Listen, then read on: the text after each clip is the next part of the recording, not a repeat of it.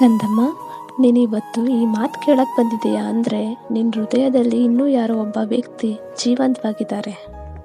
ನಮ್ಮನ್ನು ಬಿಟ್ಟೋದ ವ್ಯಕ್ತಿ ಮತ್ತೆ ಬರ್ತಾರೆ, ಮತ್ತೆ ಮೆಸೇಜ್ ಮಾಡ್ತಾರೆ ಅಂತ ದಿನ ಫೋನ್ ನೋಡ್ತಾ ಕೂತ್ಕೊಂಡಿದೆಯಾ ಅಲ್ವಾ? ಫ್ರೆಂಡು, ಹೊರ್ಗಡೆ ಎಲ್ಲರ ಜೊತೆನೂ ನಗ್ತಾ ಇರ್ತೀಯ, ಆದರೆ ಮನಸ್ಸೊಳಗಡೆ ತುಂಬ ನೋವಿದೆ. ಯಾರ ಜೊತೆನೂ ಹೇಳೋಕ್ಕಾಗ್ತಾ ಇಲ್ಲ.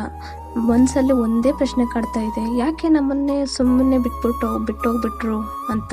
ಆದರೆ ಫ್ರೆಂಡು, ಇವತ್ತು ನಾನು ನಿಮ್ಮ ಜೊತೆ ಫ್ರೆಂಡಾಗಿ ನಿಮ್ಮ ಜೊತೆ ಮಾತಾಡೋಕ್ಕೆ ಬಂದಿದ್ದೀನಿ. ಫ್ರೆಂಡು, ನೀನು ಎಷ್ಟು ಅಂತ ಕಾಯ್ತಾ ಕೂತ್ಕೊಂಡಿದ್ದೆ ಹೇಳು?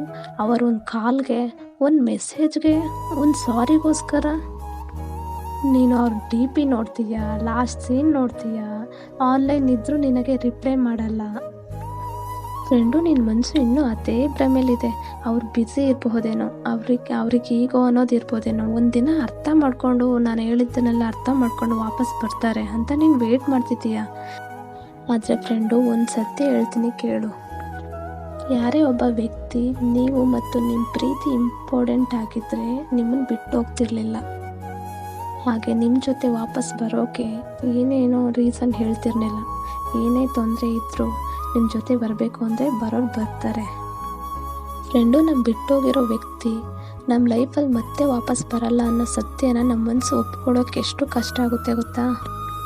ನಮ್ಮನ್ನು ಬಿಟ್ಟೋದ ವ್ಯಕ್ತಿ ಮತ್ತೆ ನಮ್ಮ ಲೈಫ್ಗೆ ವಾಪಸ್ ಬರಲ್ಲ ಅನ್ನೋ ಸತ್ಯನ ನೀನು ಒಪ್ಕೊಳ್ದೇ ಇದ್ದರೆ ನಿನ್ನ ಮನಸ್ಸಿಗೆ ಇನ್ನೂ ದೊಡ್ಡ ನೋವಾಗುತ್ತೆ. ಫ್ರೆಂಡು, ನೀನು ಇನ್ನೂ ಹಳೆ ಚಾಟ್ ಓದ್ತಿದೆಯಲ್ವಾ, ಫೋಟೋ ನೋಡ್ತಿದೆಯಲ್ವಾ, ಆ ದಿನಗಳನ್ನೇ ನೆನಪಿಸ್ಕೋತಾ ಇದೆಯಾ. ಆದರೆ ನಿಮ್ಮನ್ನು ಬಿಟ್ಟೋಗಿರೋ ವ್ಯಕ್ತಿ ಅವರು ಹೊಸ ಜೀವನದಲ್ಲಿ, ಹೊಸ ನಗುವಿನಲ್ಲಿ, ಹೊಸ ಪ್ರೀತಿಯಲ್ಲಿದ್ದಾರೆ. ಆದರೆ ನಿನ್ನ ಲೈಫು ಅದೇ ಹಳೆಯ ಕ್ಷಣಗಳನ್ನು ನೆನಪಿಸ್ಕೊತಾ ಅಳ್ತಾ ಕೂತ್ಕೊಂಡಿದೆಯಲ್ವಾ. ಫ್ರೆಂಡು, ನಮ್ಮನ್ನು ಬಿಟ್ಟೋಗಿರೋ ವ್ಯಕ್ತಿಗೋಸ್ಕರ ಅವ್ರು ವಾಪಸ್ ಬರಲ್ಲ ಅಂತಂದ್ಬಿಟ್ಟು ನಮ್ಮ ಲೈಫ್ನ ನಾವು ಸ್ಟಾಪ್ ಮಾಡ್ಕೋಬೇಕಾ? ಕೆಲವು ವ್ಯಕ್ತಿಗಳು ನಮ್ಮ ಲೈಫು, ನಮ್ಮ ಜೀವನಕ್ಕೆ ಬಂದು ಒಂದು ಪಾಠ ಕಲಿಸ್ಬಿಟ್ಟು ಹೋಗ್ತಾರೆ. ಅವ್ರ ಕೆಲಸ ಅಷ್ಟೇ, ಬಿಟ್ಟಾಕು. ಫ್ರೆಂಡು, ನೀನು ವೇಟ್ ಮಾಡ್ತಾ ಒಬ್ಬರು ಕಾಯ್ತಾ ಕೂತ್ಕೊಳ್ಳೋದನ್ನು ಮೊದಲು ಬಿಡು. ನೀನು ಇನ್ನೂ ಕಾಯ್ತಾ ಕೂತ್ಕೊಳ್ಳೋದು ಒಂದು ಕಾಲ್ಗೋಸ್ಕರ ಅಲ್ಲ, ಇಲ್ಲ ಒಂದು ಚಾನ್ಸ್ಗೋಸ್ಕರ ಅಲ್ಲ. ನಿನ್ನ ಲೈಫ್ ಯಾರ ಅನುಮತಿನೂ ಕಾಯ್ತಾ ಕೂತ್ಕೋಬಾರ್ದು. ನಿನ್ನ ನಗು ಯಾರ ಮೆಸೇಜ್ಗೋಸ್ಕರನೂ ಮೇಲೂ ಡಿಪೆಂಡ್ ಆಗಬಾರ್ದು. ಇವತ್ತು ನಿನ್ನ ಲೈಫ್ನ ರೀಸ್ಟಾರ್ಟ್ ಮಾಡಿದರೆ ನಾಳೆ ನಿನಗೆ ನಿನ್ನದೇ ಹೊಸ ಕತೆ ಸಿಗುತ್ತೆ. ಅದೇ ದಿನ ನೀನು ಬಿಟ್ಟೋಗಿರೋ ವ್ಯಕ್ತಿ ಹೆಸರು ಕೇಳಿದ್ರು ನಿನ್ನ ಕಣ್ಣು ಒದ್ದೆ ಏನೂ ಆಗೋದಿಲ್ಲ. ನಿನಗಿದೊಂದು ಮಾತು ಇಂಪಾರ್ಟೆಂಟು ಫ್ರೆಂಡು. ನೀನು ಬಿಟ್ಟೋಗಿರೋ ವ್ಯಕ್ತಿ ಮತ್ತೆ ಬರದೇ ಇರೋ, ನಿನ್ನ ಲೈಫ್ಗೆ ಮತ್ತೆ ಬರದೇ ಇರೋ ಪರ್ಸನ್ ಅಂತೂ ಅಲ್ಲ. ಹಾಗಂತ ನಿನ್ನ ಹಾರ್ಟನ್ನು ನೀನೇ ಓಪನ್ ಇಟ್ಕೊಂಡ್ರೆ ಅವರಿಗಾಗಿ ಕಾಯೋದು ನಿನ್ನ ಸೆಲ್ಫ್ ರೆಸ್ಪೆಕ್ಟ್ಗೆ ಮಾಡಿದ ದ್ರೋಹ ಆಗುತ್ತೆ. ಫ್ರೆಂಡು, ನೀನು ಯಾರಿಗೂ ಆಪ್ಷನ್ ಆಗಬಾರ್ದು, ನೀನು ಪ್ರಿಯಾರಿಟಿ ಆಗಬೇಕು. ಇಂದು ಒಂದು ತೀರ್ಮಾನ ಮಾಡ್ಕೊ ಫ್ರೆಂಡು. ನಿಮ್ಮನ್ನು ಬಿಟ್ಟೋಗಿರೋ ವ್ಯಕ್ತಿ ಮತ್ತೆ ನಿಮ್ಮ ಲೈಫ್ಗೆ ವಾಪಸ್ ಬರಲ್ಲ ಅನ್ನೋ ಸತ್ಯನ ನಿನ್ನ ಮನಸ್ಸಲ್ಲಿ ಒಪ್ಕೋ. ಅದು ನಿನ್ನ ಸೋಲಂತೂ ಅಲ್ಲ, ಅದು ನಿನ್ನ ಬಿಡುಗಡೆ.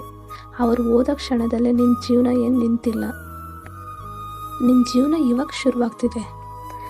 ಮುಂದೆ ನೀನು ಯಾರಿಗೋಸ್ಕರ ಕಾಯ್ತಾ ಕೂತ್ಕೊಳ್ಳೋದಲ್ಲ. ನಿನ್ನ ಲೈಫ್ ಬಗ್ಗೆ ಸ್ವಲ್ಪ ಗಮನ ಕೊಡು. ನೀನು ಮತ್ತೆ ಪ್ರೀತಿಸ್ಬಹುದು, ನೀನು ಮತ್ತೆ ನಗಬಹುದು, ನೀನು ಮತ್ತೆ ಬದುಕಿ ತೋರಿಸ್ಬಹುದು. ಒಬ್ಬ ವ್ಯಕ್ತಿ ನಮ್ಮನ್ನು ಬಿಟ್ಟೋದ್ರು ಅಂತ ನಿನ್ನ ಕತೆ ಏನು ಮುಗಿಯೋದಿಲ್ಲ ಫ್ರೆಂಡು. ಅದು ನಿನ್ನ ಹೊಸ ಅಧ್ಯಾಯಕ್ಕೆ ದಾರಿ ಮಾಡಿಕೊಡ್ತಾ ಇದೆ ಅಷ್ಟೇ. ಫ್ರೆಂಡು, ನೀನು ವೀಕ್ ಅಂತೂ ಅಲ್ಲ, ತುಂಬ ಸ್ಟ್ರಾಂಗ್ ಆಗಿದೆಯಾ, ಸ್ಟ್ರಾಂಗ್ ಆಗಿರಬೇಕು ಕೂಡ. ಫ್ರೆಂಡು, ನಾನು ಯಾವಾಗಲೂ ನಿನ್ನ ಜೊತೆನೇ ಇರ್ತೀನಿ. ಮತ್ತೆ ಮಾತಾಡೋಣ ಮುಂದಿನ ಮಾತಿನಲ್ಲಿ.